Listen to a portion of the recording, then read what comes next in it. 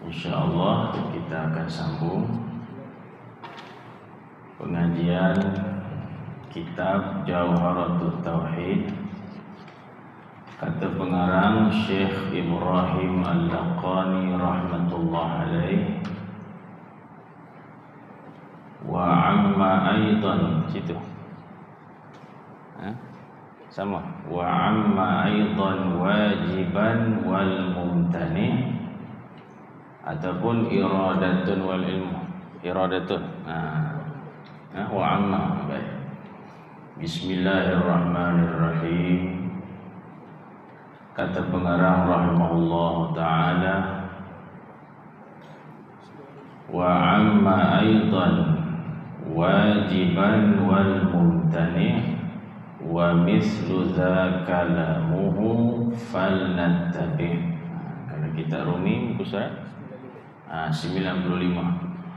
Kalau kita Rumi buku surat 95. Kata pengarang rahimahullah ta'ala, wa amma ya'ummu, amma, dan meratai, melengkapi, mencakupi ia ilmu Allah. Aidan juga, wajiban wal mumtani', akan perkara yang wajib pada akal, wal mumtani', dan perkara yang mustahil pada akal. Ini nak sambung perbahasan ta'alluq sifat ma'ani. Kalau dulu kita dah mengaji ta'alluq sifat qudrah, iaitu faqudratun bimungkinin ta'allaqat. Sifat qudrah berta'alluq, bekerja ke atas segala yang mungkin, perkara yang harus pada akal. Kemudian kita juga dah mengaji sifat iradah dan juga sifat iradah. Sifat iradah sama dengan sifat qudrah, iaitu berta'alluq dengan segala yang mungkin, perkara-perkara yang harus. Kemudian kata pengarang, wal ilmu lakin amma zi wa amma aidan wajiban wal mumtani'. Itu sampai. Jadi cakap mudahnya, sifat ilmu Allah Subhanahu wa ta'ala itu berta'alluq, mencakupi, merangkumi segala perkara yang wajib pada akal. Bila kitab sebut sahaja wajib pada akal, takkan lari daripada dua sahaja. Yang pertama, zatullah, zat Allah itu sendiri. Yang kedua, sifatullah, sifat-sifat Allah itu sendiri. Selain daripada Allah Subhanahu wa ta'ala, tidak ada yang diistilahkan wajib pada akal. Faham situ dulu. Kita ni makhluk, arash itu makhluk, langit bumi, qalam, lauh mahfuz, ruh dan bagai-bagai, sekalian makhluk duduk di dalam kategori al-jaizat, perkara yang harus pada akal. Bahkan wujud kita ini pun wujud yang harus, bukan wujud yang wajib. Bila sebut sahaja wajib pada akal, ma la yatasawwaru fil aqli adamuhu, takkan lari daripada zat Allah dan sifat-sifat Allah. Maknanya ilmu, bila sebut sifat ilmu, alimun hakim, alim, ilmu. Ilmu tu apa dia? Ilmu sifatun wujudiyatun qadimatun qaimatun bizatihi ta'ala. Itu kalau kita Arab dia akan sebut satu sifat yang wujudiyatun, yang benar-benar wujud, kita panggil sifat ma'ani. Qadimatun, lagi pula sifat ilmu Allah itu qadim, tidak terdahulu oleh kejahilan. Ilmu Allah bukan didahului tiada kepada ada. Ilmu Allah tidak didahului oleh kejahilan. Ilmu makhluk didahului oleh kejahilan. Daripada tidak tahu menjadi tahu. Semakin tahu semakin matang. Itu ilmu makhluk. Ilmu Allah laisa kamitslihi syai'. Ilmu Allah itu qadimatul, qadim. Bukan daripada tidak tahu menjadi tahu. Qaimatun bizatihi ta'ala. Ilmu Allah itu ada pada zat Allah Subhanahu wa ta'ala, yang kita panggil sifat ma'ani. Jadi bila sebut ilmu, sifat ilmu Allah, pertama mesti kita faham ilmu Allah qadim, bukan baharu. Apa makna ilmu Allah qadim? Ilmu Allah tidak didahului kejahilan, tidak didahului oleh ketiadaan. Bukan tiada kepada ada. Semakin bertambah, semakin tahu, try and error, makin matang, makin mantap. Bukan begitu. Maha suci Allah Subhanahu wa ta'ala. Ilmu Allah itu sedia lagi. Sedia ada qadim dan azali. Kemudian orang akan tanya, apa yang Allah tahu? Yang terkandung di dalam ilmu Allah itu apa dia? Maka ulama sebut al-wajibat wal mustahilat wal jaizat. Segala perkara yang wajib pada akal, mustahil pada akal, harus pada akal. Cakap mudahnya, semua sekali. Semua perkara ada di dalam ilmu Allah Subhanahu wa ta'ala. Sebab itu perkataan wali-wali Allah kadang-kala kita kurang faham. Jadi perlu tanya kepada wali-wali Allah apa makna perkataan tersebut. Contoh, ni saya buat contoh saja. Jangan tuan-tuan pakai itu pula buat kuliah maghrib, takut sesat pula. Lesen tak cukup lagi. Saya e-full tak apa. Contoh dia tanya jemaah, hadirin dan hadirat yang dirahmati Allah, kita ini qadim atau baharu? Kita akan jawab baharu. Kita bukan qadim, kita baharu. Dia lajak lagi. Tapi tahukah tuan-tuan, asal kita ini qadim katanya. Tak selera gitu. Tak orang lari dari masjid, repot jahit. Ada toliak, tak ada toliak. Dia kata asal kita ini qadim katanya. Allahu Akbar. Orang dengar sesat tak? Cuba dengar penjelasan wali-wali Allah. Kata mereka, sebelum kita ada di dunia ini, kita hadir dalam bentuk nutfah, air mani. Sebelum lagi air mani itu wujud, kita wujud dalam bentuk roh. Itu belakang lagi, naik ke belakang, patah balik. Roh. Sebelum roh, kita di mana? Tak adalah, maknanya tiada kepada ada. Roh itu tiada, lalu Allah mengadakan roh. Maka roh itu baharu, tiada kepada ada. Sebelum roh itu diadakan oleh Allah, kita dah ada ke belum? Belum, menurut faham zahir. Kalau menurut faham hakikat, kita sudah ada. Di mana kita? Dalam ilmu Allah Subhanahu wa ta'ala. Kita dah ada ke belum? Dah ada dah. Contoh macam saya sekarang ni, saya ambil whiteboard. Whiteboard tu kosong lah, tak ada tulisan, bersih. Kemudian saya ambil marker pen, saya lukis A gitu. Faham tu? A itu asalnya tiada menjadi ada. Sebelum A itu ada di sini, sudah ada belum di sini? Dah ada di sini. Faham tu? A itu dah ada pada ilmu saya. lalu saya menzahirkan A tadi menjadi suatu yang dapat disentuh, dilihat. Tu. Faham? Sebelum kita ini air mani, sebelum lagi roh, kita adalah ma'lumullah, sesuatu yang terkandung di dalam ilmu Allah Subhanahu wa taala. Bukan berbentuk, bukan berupa, tak boleh disentuh.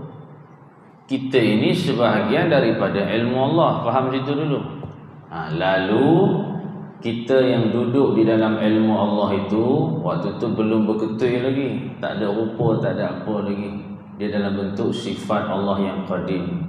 Maka benarlah kata wali Allah, asal kita qadim. Betul ya? Pandang sudut situ. Tapi kalau kita mengaji cara zahir, cara umum, mana boleh kata asal kita qadim, asal kita baharu, kan? Tiada kepada ada. Tapi kalau lajak setapak lagi, bukankah sebelum kita diadakan oleh Allah atas nama apa sekalipun, hatta roh, sebelum itu tidak ada apa suatu. Tetapi pada hakikatnya ketika tidak ada apa suatu itu, kita sudah wujud di dalam ilmu Allah Subhanahu wa taala. Ilmu Allah itu qadim, maka mengisyaratkan asal usul makhluk itu qadim. Naknya ke situ. Tapi kalau kita tak faham laras bahasa ulama hakikat, jadi masalah tak? Jadi masalah. Contoh, kalau ada waliullah yang sebut kita ini orang-orang sufi tak wajib mengeluarkan zakat, orang akan marah tak? Astaghfirullah, ni rukun Islam ya Syekh. Jangan buang syariat, ni rukun Islam yang ketiga. Tanya dia dulu konteks ayat nak bawa ke mana. Bila kita tanya apa makna Syekh cakap sekian-sekian orang sufi tak wajib zakat, dia akan jawab, nisab kambing berapa ekor? 40. Betul tak? Nisab unta 5 ekor, nisab lembu 30 ekor, nisab kambing biri-biri kibas sekalilah 40 ekor. Jadi kata beliau, kami orang sufi seekor kambing pun tak ada. Mereka tak ada harta, maka apa nak dizakatkan? Itu yang kata tak wajib tu, bukan menafikan diri kewajipan syariat itu. Dia tidak membatalkan syariat, tidak menafikan hukum, cuma konteks tu penting.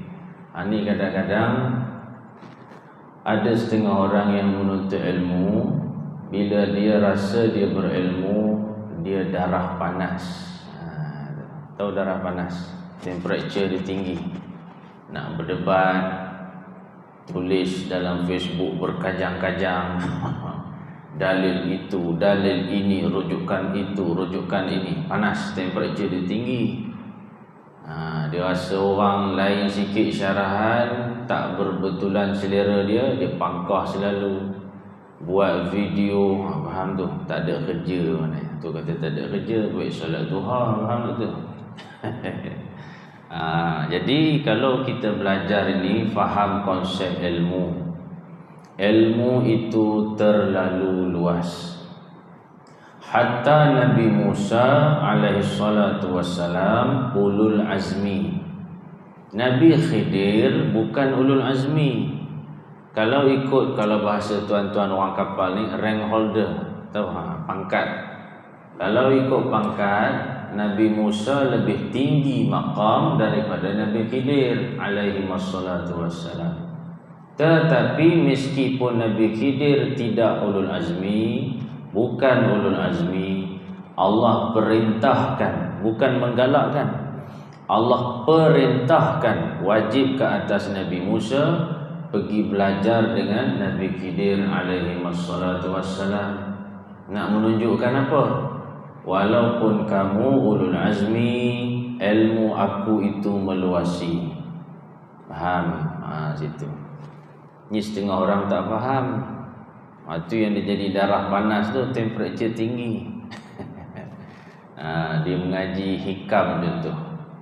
Sepatutnya makin mengaji kitab hikam, semakin menunduk. Dia tak semakin tinggi temperature. Dia rasa nak debat selalu. Itu maknanya jalan dia salah maknanya. Sama ada guru dia salah, atau pembawakan murid tu yang salah, atau dua-dua naik tocang. Faham tak tu? Tok guru pun karut, murid pun karut. Ilmu luas, jangan disempitkan, jangan. Wa ma utitum minal ilmi illa qalila. Tidaklah kami berikan manusia itu ilmu melainkan sedikit saja. Sedikit saja. Jadi Nabi Musa belajar dengan Nabi Khidir, tapi tak khatam, maknanya pengajian tu tergendala sebab langgar pantang larang tuan guru. Nabi Khidir itu mukaddimahnya pelik-pelik. Mukaddimahnya nak jumpa tuan guru tu dah pelik. Yang tuan-tuan biasa dengar kisah itu, bunuh budak, rosak kapal, naikkan dinding yang nak roboh. Tapi tuan-tuan kena faham kisah Nabi Musa ini dan Nabi Khidir. Permulaan tu pelik dah. Bukan kata bunuh budak tu pelik dah. Tang mana pelik? Nak cari guru, kompasnya ikan. Kan bawa ikan. Atina ghada'ana laqad laqina min hadha. Macam mana? Asaba nasaba. Ikan mana ikan? Kata Nabi Musa. Kita ni dah lapar ni, ikan dah lompat masuk ke laut. Ikan tu dah mati. Ikan tu dah mati. Kemudian terkena hujan. Hari tu hujan, riung hujan. Ikan tu hidup balik, melompat masuk laut. Nabi Yusha nampak, tapi lupa nak bagi tahu Nabi Musa. Jadi kompasnya ikan. Nak jumpa Nabi Khidir tu dah pelik dah, misteri dah. Pakai ikan sebagai penunjuk arah. Kalau berlaku sesuatu yang pelik kepada ikan ni, maka disitulah Khidir alaihissalam. Kemudian Nabi Musa, Nabi Yusha dah terlajak. Kata Nabi Musa, atina ghada'ana, mana ikannya, kita nak makan. Kata Nabi Yusha, wa ma ansanihu illa syaitanu an azkurah. Syaitan yang melupakan aku untuk aku beritahu kamu, wahai Musa, ikan tu dah lompat dah. Tapi tempat tu aku ingat, cuma waktu checkpoint tu lupa nak beritahu. Maka perjalanan tu dah terlajak. Maka Nabi Musa pun bawa Nabi Yusha patah balik, cari di mana ikan itu lompat masuk air. Bila sampai ke tempat itu, dalam sebuah riwayat menyebut Nabi Khidir dah berdiri di atas batu. Ada dramatik. Ini guru hakikat dramatik. Ada dah situ. Itu yang belajar ilmu tu. Cuma tak selesai pengajian sebab ada langgar pantang larang. Hadza firaqu baini wa bainik. Inilah beza aku dan engkau, wahai Musa, kata Khidir. Jalan aku, jalan aku, jalan kamu, jalan kamu. Sa'unabbi'uka bita'wili ma lam tastati' alaihi sabra. Nanti aku cerita apa yang kamu tak sabar tu, aku cerita satu-satu, katanya. Nak cerita apa tu? Walaupun Musa itu ulul azmi, kalimullah, mampu berbicara dengan Allah, berkalam secara terus, tetapi sudut ilmu ada orang lain yang lebih. Gitu. Dan Nabi Musa tidak sombong. Nabi Musa tidak bantah kepada Allah kalau beliau baginda itu ulul azmi. Nabi Musa tetap merendahkan diri, sanggup bermusafir mencari guru. Tambah ilmu. Situ lagi isyarat menunjukkan sifat tawaduk para nabi dan para rasul dan kegairahan mereka menuntut ilmu. Ini kata sifat ilmu. Walaupun dah ulul azmi dah, masih lagi mencari ilmu. Kita ulul azmi ke? Ada. Kalau tak, datang masjid. Faham tak tu? Kalau rasa tak ulul azmi, datang masjid. Habis itu. Dan juga surah Al-Kahfi itu isyarat kepada setiap cabang ilmu, sama ada syariat atau hakikat, mesti berguru. Itu yang message yang Al-Kahfi nak sampaikan. Mesti ada guru yang kita panggil mursyid. Falan tajida lahu waliyan mursyida. Waliyan mursyid. Waliyan mursyidan atau mursyid, mesti nak yang mursyid. Itu tuntut ilmu. Jadi kalau tuan-tuan jumpa ada orang yang bercakap tentang hukum hakam, ilmu syariat, ilmu zahir, tapi tak ada guru, campakkan saja perkataannya. Fan bizan kalamah, buang cakap dia, bohong. Ilmu mesti ada guru. Kalau bercakap tentang hakikat ma'rifat tapi tak ada guru, sekadar baca, tanya AI, tanya ChatGPT, lagi berat yang tu, buang saja perkataannya. Mesti ada guru. Tak ada istilah belajar dalam mimpi, tak ada. Tak ada itu. Saya pernah jumpa lah, semua hidup sekali. Program Maulidur Rasul, selesai program, lepas solat Isyak, mereka ada bagi saya makan. Saya tengah makan tu, ada satu budak muda duduk belah kiri saya. Disebut, dia kata, saya suka ikut pengajian ustaz, katanya. Alhamdulillah lah, saya kata. Tapi cara saya lain, katanya. Dah mula dah tu. Saya kata, cara abang macam mana? Saya belajar tauhid hakikat melalui mimpi. Dia belajar ikut mimpi. Maknanya kuat tidur lah tu. Itu isyarat pertama tu, kuat tidur. Wali-wali Allah yang mengenal Tuhan makin kenal, makin kurang tidur. Dia makin kenal, makin tidur. Ni semua taifid semua ni, faham tak tu? Dia kata, abang mimpi apa? Saya kata, saya mimpi Nur Muhammad, macam-macam lah dia kata. Saya kadang mimpi saya berada di tempat tinggi. Di situ lah jumpa para nabi. Mana dia tahu tu? Ini semua kaki DVD ni, Pak Jabir kata tu, kaki DVD ni. Nak ilmu mesti ada guru. Kalau mengenal Allah cukup dengan tidur, tutup pondok, tutup Al-Azhar, tutup Zaituniah, tutup Dioban, buang ulama-ulama, semua pakat tidur. Faham tu? Ni karut-marut, dengar baik-baik. Macam-macam sekarang ni, macam-macam jenis. Patah balik tadi. Ilmu Allah qadim, tidak didahului ketiadaan, tidak didahului kejahilan. Bahkan ilmu Allah itu kamil, sempurna, qadim dan azali, meliputi seluruh perkara yang wajib dan mustahil dan harus pada akal. Semua sekali Allah tahu.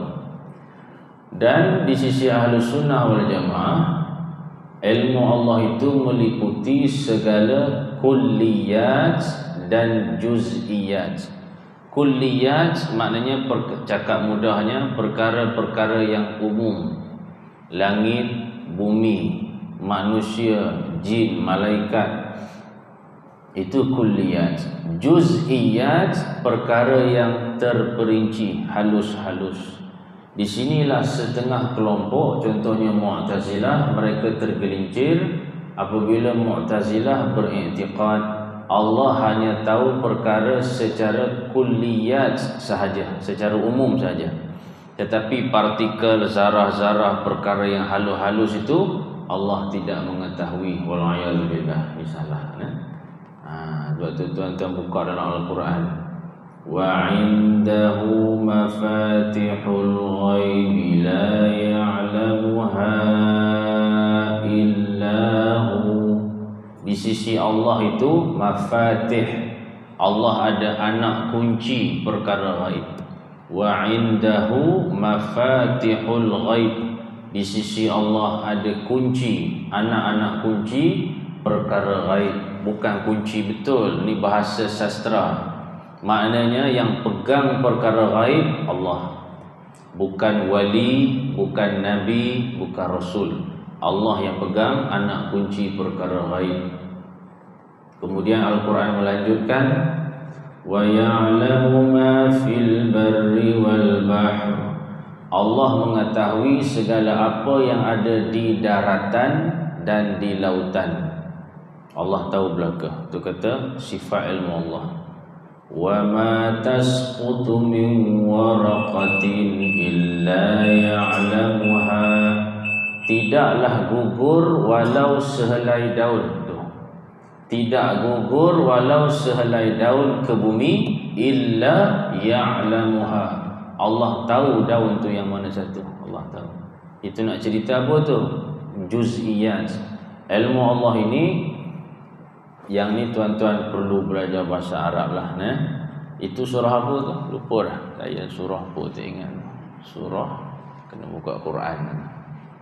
Ujung ada telefon kita Al-Hafiz. Surah Al-An'am tu ni. Wa indahu mafatih. Betul lah, Al-An'am 59. Surah Al-An'am 59. Buka situ. Bila orang tanya, ilmu Allah ni ada tak dalil yang menceritakan perincian ilmu Allah itu bagaimana? Kata dekat dia Al-An'am 59. Allah sebut secara kulliyat dan juz'iyat. Allah sebut wa indahu mafatihul ghaib la ya'lamuha illahu. Allah ada anak kunci perkara ghaib, tak ada siapa yang tahu tentang perkara ghaib illa hu, melainkan dia. Wa ya'lamu ma fil barri wal bahr. Allah mengetahui segala yang ada di darat dan yang di bumi, di darat dan di lautan. Itu dipanggil kulliyat. Ilmu Allah meratai secara umum, secara generally itu. Wa ma tasqutu min waraqatin illa ya'lamuha. Tidak jatuh, tidak gugur walau sehelai daun, melainkan Allah mengetahui. Itu nak isyarat apa? Juz'iyat. Ilmu Allah merangkumi yang halus-halus. Dan panjang lagi ayat itu. Kemudian macam mana dalam Al-Quran? Lupa dah. Wa ma tasqutu min waraqatin illa ya'lamuha wa la habbatin fi zulumatil ardi wa la ratbin wa la yabis. Nampak tu? Tidak gugur walau satu biji. Macam padi tu, dia ada biji pada tangkai. Biji itu kata Allah jatuh ke bumi di malam hari. Aku tahu kata Allah. Itu ilmu Allah itu juz'i, meliputi segala yang kasar-kasar dan yang halus-halus. Wala ratbin wala yabisin. Sama ada biji itu ratbin, kalau terjemah asal basah. Jangan tuan-tuan terjemah basah pula. Basah di situ isyarat kepada masih hidup. Biji itu hidup, belum mati, bukan mati kering dah. Wala yabis maknanya biji yang sudah dikeringkan. Sama ada biji itu duduk pada tangkai, jatuh ke bumi di malam hari, atau biji itu sudah dituai, diketam, ditampi, dah jadi kering proses, terjatuh ke bumi di malam hari, ilmu Allah meliputi. Situ. Faham tu? Tu ilmu Allah meliputi. Jadi tidak ada sesuatu pun yang terlepas daripada ilmu Allah Subhanahu wa taala. Maka disebut juga ilmu Allah ini bila nihayah, tak ada hujung. Tak ada hujung. Pasal kehidupan mana ada hujung? Jadi orang akan tanya, macam mana tu ya? Saya tak boleh nak faham. Tu ilmu Allah. Banyak kali saya sebut dalam pengajian, jangan sesekali cuba mengenal Allah ma'rifah seperti mana kamu mengenal makhluk. Tak boleh. Tak boleh. Dia cuba faham Allah seperti mana dia faham makhluk. Memang takkan faham kita. Nak faham macam mana? Orang yang nak ma'rifah kenal malaikat, dia kena faham malaikat tu, bukan kias dengan manusia. Itu yang timbul jadi nanti dia berfikir seorang-seorang, malaikat tidak makan, tidak minum. Macam mana tu? Memang kamu akan pening sebab dia cuba kompres, dia cuba paksa faham malaikat seperti mana dia faham manusia. Malaikat itu pula tidak bernafsu, tidak berkahwin. Dia pun fikir seorang-seorang, macam mana tak makan, tak nafsu. Dan malaikat itu bukan laki-laki dan bukan perempuan. Dia malaikat. Malaikat mana ada jantina? Tak ada. Malaikat bukan lelaki, bukan perempuan. Dia fikir lagi. Malaikat itu diciptakan Allah daripada cahaya, bukan bercahaya. Ni tuan-tuan jangan salah faham. Allah cipta malaikat dari cahaya, bukan malaikat itu bercahaya. Apa bezanya? Lampu bercahaya, tapi diri lampu itu bukan daripada cahaya. Malaikat itu, diri malaikat itu cahaya yang dilentur, yang dibentuk oleh Allah Subhanahu Wa Taala. Sedangkan menurut ilmu sains, cahaya bergerak lurus. Cahaya boleh bengkok tak? Tak boleh. Habis-habis makam tinggi pun periskop. Pantul-pantul saja, optik fiber contoh, tembak. Cahaya itu sendiri bergerak in a straight line, lurus. Baik, sekarang bagaimana cahaya itu dilentur oleh Allah jadi malaikat berbentuk? Macam mana? Dia pun buat pening. Macam mana ya? Ini kata sangkut. Bila dia cuba memahami malaikat mengikut kayu ukur standard manusia, itu bukan mengenal namanya. Kita ada bentuk tak? Ada. Malaikat ada bentuk. Ada. Telur ayam ada bentuk. Awan ada bentuk. Kalau menimbus, saya lupa dah. Kalau apa menimbus-nimbus tu saya pun tak ingat dah. Ada bentuk tak? Ada. Bumi ada bentuk. Kita dongak tengok matahari, ada bentuk. Ada tak makhluk ni, alam realiti ni, tapi tak berbentuk? Ada. Air, water. Air mana ada bentuk? Air mengikut bentuk bekasnya. Bubuh dalam baldi, dia jadi bentuk silinder. Bubuh dalam teko, jadi teko. Air ada bentuk? Tak ada. Jadi jangan pening, air tak berbentuk. Memanglah dia cuba faham air seperti mana dia faham manusia. Memang sangkut itu. Ini yang terjadi pada kelompok-kelompok Wahabi contoh. Bila mereka cuba memaksa Allah Subhanahu Wa Taala, mereka cuba memahami Allah seperti mana mereka memahami makhluk. Itu jadi sangkut di situ. Sebab itu dia akan bahas ayat mutasyabihat, bukan cenderung kepada ketuhanan, cenderung kepada makhluk. Situ sangkut. Faham? Jadi kaedahnya bagaimana? Allah itu tidak boleh diukur dengan kayu ukur makhluk, kerana Allah dah tutup siap-siap. Laisa kamitslihi syai'. Allah tidak menyerupai sesuatu daripada makhluk. Yang nak diserupakan juga buat apa? Faham? Ilmu Allah sama dengan ilmu makhluk? Tak sama. Ilmu Allah bukan muktasab. Apa makna muktasab? Diusahakan, bukan kena belajar, ulang kaji, cuba, try and error. Oh macam ini Adam, jadi Nabi Nuh nanti akan dikemaskini lebih daripada Adam. Kemudian dah berlalu Nabi Nuh, Nabi seterusnya kita lebih naik taraf lagi. Bukan begitu.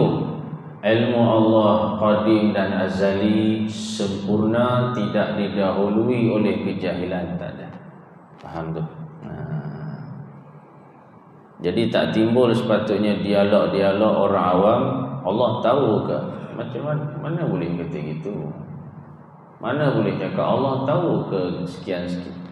Ilmu Allah meliputi. Balik tuan-tuan buat homework, baca Quran Suratul An'am 59 tadi baca. Macam faham, baca itu cara tadabbur. Lagi ulang, barulah ilmu itu terbuka. Boleh faham tu. Pegang situ baik-baik. Tu katanya wa amma aidan wajiban. Wajiban tu maknanya wajib pada akal. Wal mumtani', asal makna mumtani' itu tertegah, jangan terjemah bulat-bulat gitu. Wal mumtani' itu maknanya mustahil pada akal. Tu.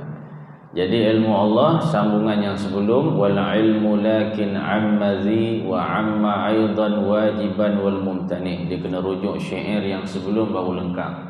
Ilmu Allah bertakluk kepada segala yang wajib pada akal, segala yang harus pada akal, segala yang mustahil pada akal. Kemudian kata pengarang syair yang seterusnya, wa mislu za kalamuhu falnattabi'.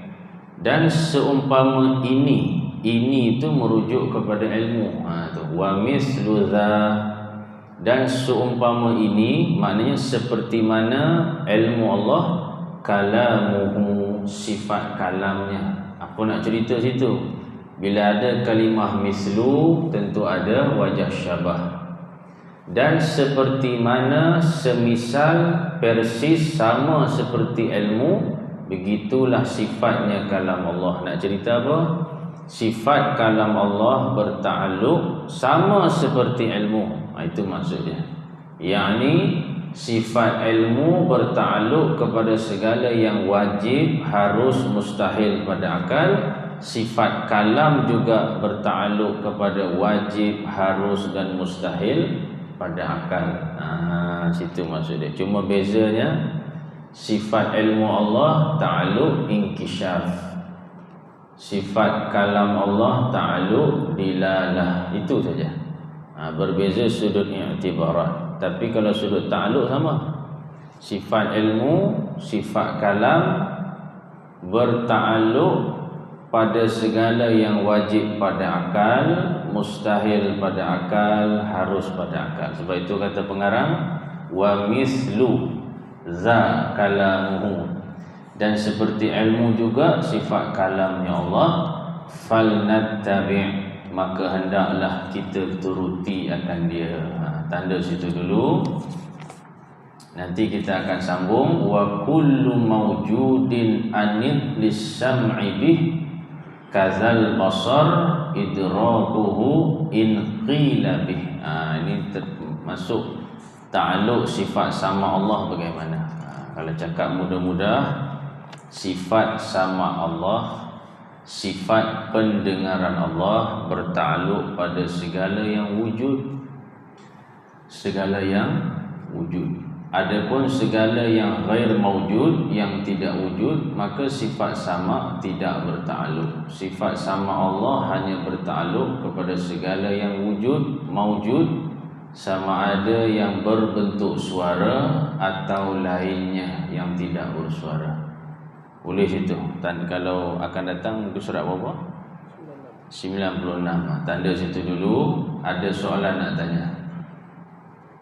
Ada baru ni jemaah dia tanya soalan, tapi saya tak ada nak cerita perinci, tak ada. Sebab yang hari tu lah Datuk Adik bawa tu pergi kedai tak ada nak jawab.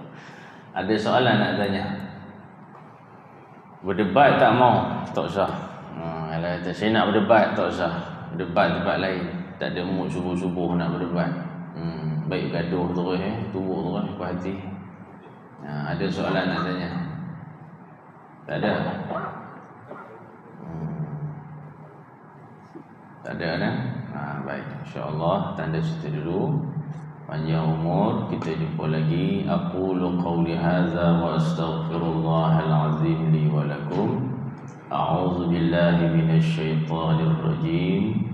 Allahumma farrij kurubana wa humumana kullaha ya hayyu ya qayyum bi rahmatika ya arhamar rahimin. Bijahi sayyidina wa maulana Muhammadir Rasulillah sallallahu alaihi wasallam. Walhamdulillahi rabbil alamin. Wassalamualaikum warahmatullahi wabarakatuh.